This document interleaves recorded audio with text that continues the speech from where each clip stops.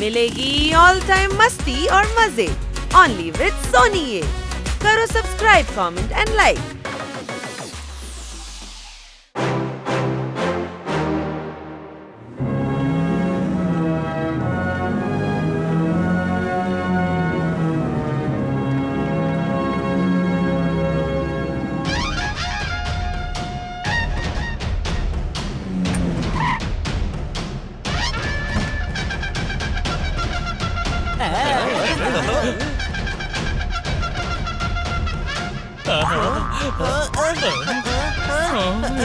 తమ్ముడు పిల్లల్ని కొడుతున్నారు.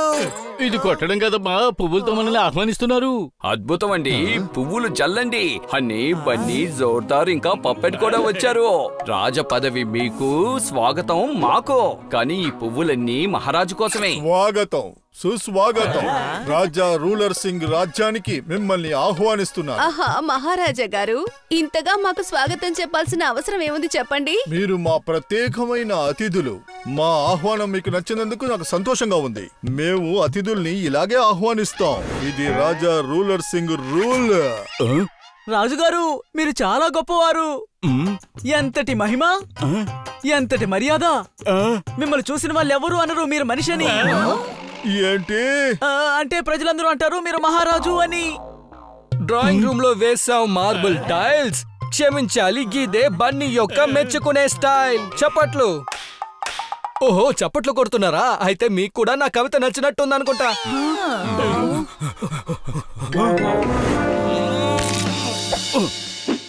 వీణ్ణి ఇక్కడి నుంచి పట్టుకుపోండి, వెళ్ళి జైల్లో పెట్టండి.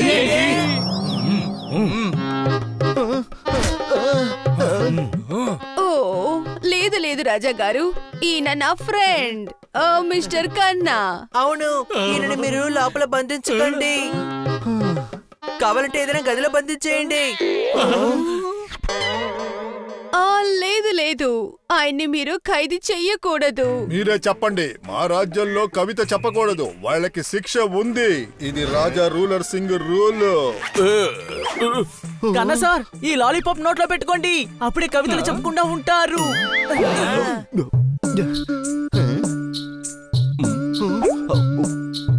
రండి, మీరు ఏ వస్తువు ఏలాన్ని చూడ్డానికి వచ్చారో అది మీకు నేను చూపిస్తాను.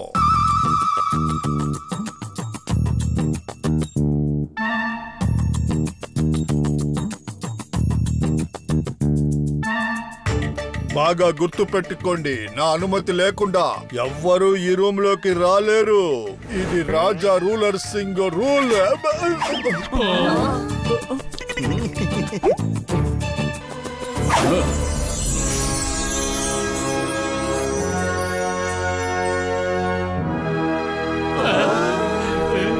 చూడండి, దీని ఏలం రేపు జరగబోతుంది. 200 కోట్ల నుంచి ఏలం ప్రారంభిస్తాం. ఓయ్ గురు, ఈ ఫాజిల్ ని చూడండి. ఇది చాలా అద్భుతమైన విషయం తెలుసా? ముగిసింది. ఇది కవిత్వం కాదు, కవిత్వం కాదు. తర్వాత సింహం. సింహాన్ని వదిలిపెట్టకండి. కవిత అంటే 2 లైన్లే ఉంటుంది, కానీ ఇది చెప్పేది అసలు కవితే కాదు. సింహం అని చెప్పాను. 1000 సంవత్సరాల ముందు సింహం ఇలాగే ఉంది.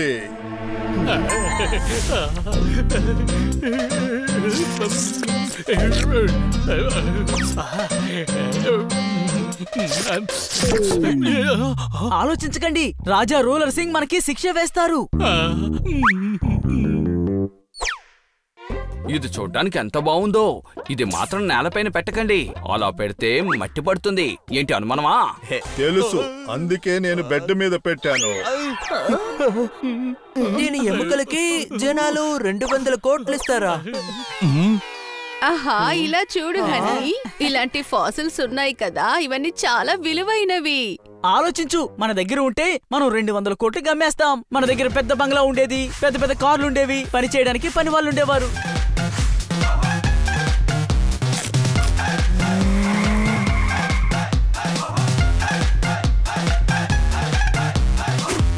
ఇక చాలు, ఆపుబడి. ఏది జరిగే విషయమో దాన్ని మాత్రం నువ్వు కలకను. అలా కనే కల నెరవేరకపోతే మనసు చాలా బాధపడుతుంది. రాజా గారు, దీన్ని జాగ్రత్తగా చూసుకోవడానికి ఎవరూ లేరా? దానికి అవసరం లేదు. ఈ గది పక్కకి రావడానికి ఎవరికి అనుమతి లేదు. ఇది రాజా రూలర్ సింగ్ రూల్.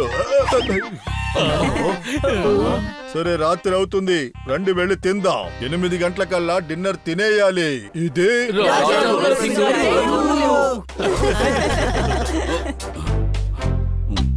అది సరే, ఈ జోర్దార్ ఎక్కడికి వెళ్ళిపోయాడు? అవును, ఇంతవరకు తను మనతోటే కదా ఉన్నాడు. అరే, ఆ శబ్దం ఏంటి? నాకు తెలిసి వెనక నుంచి వచ్చి ఉంటుంది అనుకుంటా.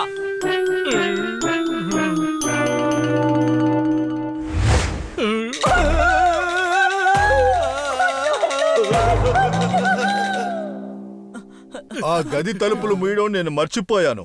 మీరు పని మనిషి, కాపలాదారుడు, సైనికుడు కాదు కాదు, మీరు రాజుగారు. రాజుగారు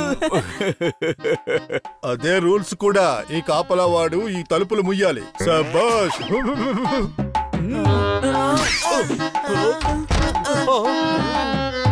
రేపే వేలం పాట కాబట్టి ఈ రాత్రికే దీన్ని సరి చెయ్యాలి.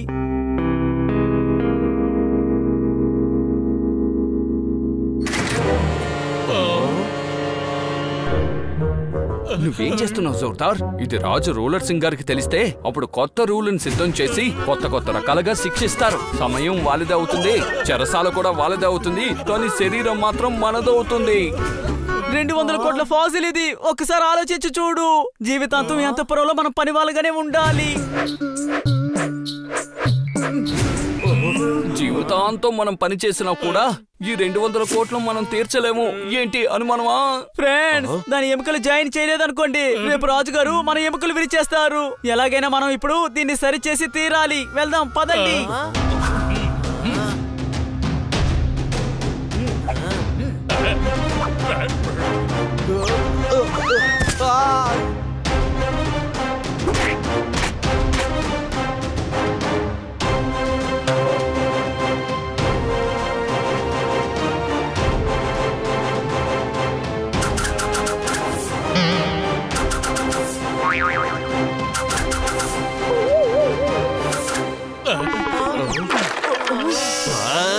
మర్యాదగా నువ్వు తిరిగిచ్చేసే. నేను గనక నీ నుంచి లాక్కున్నాననుకో, పరిస్థితి దారుణంగా మారుతుంది. ఏంటి అనుమానమా?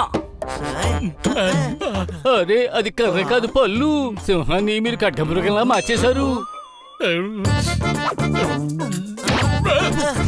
నువ్వేం చేస్తున్నావు? నన్ను ఎందుకు కొట్టావు? ఈ జోర్దార్ పళ్ళెముకని తినేశాడు. పళ్ళు లేని సింహం చూడడానికి ఎలా ఉంటుంది? సింహం గురించి నాకు తెలీదు, కానీ మనకి గాని పళ్ళు పోతే చూడడానికి చాలా అసహ్యంగా ఉంటాం. ఏంటి అనుమానమా? కానీ మనకి పళ్ళున్నాయి కదా. మనం గనక దీన్ని జాయిన్ చేయలేదనుకో, రాజుగారు వచ్చి రాళ్ళు కొడతారు. ఈ ఫాసిల్లోనా? కాదు, మన పళ్ళని. త్వరగా కానివ్వండి.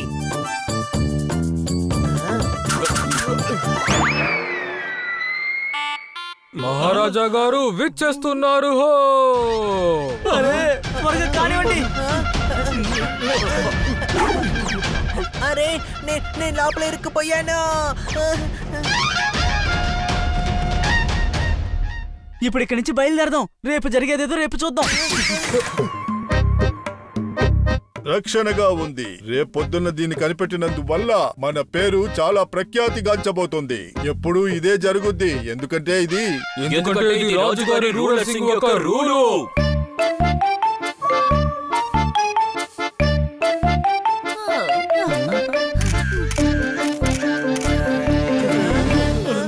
ఇవాళ మేము అందరి ముందు వేలాది సంవత్సరాల ముందు చనిపోయిన ఒక జంతువు ఫాసిల్ ని మీ ముందు సమర్పించబోతున్నాం.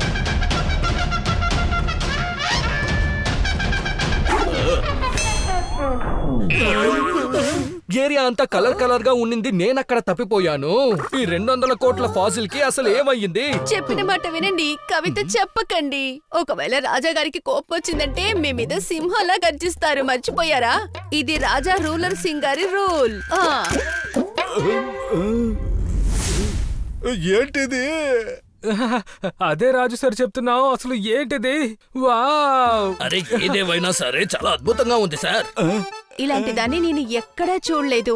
అసలు ప్రపంచంలోనే ఎక్కడా లేదు. ఇలా చూడండి, రాజుగారి మళ్ళీ మనకు అద్భుతాన్ని చూపించారు.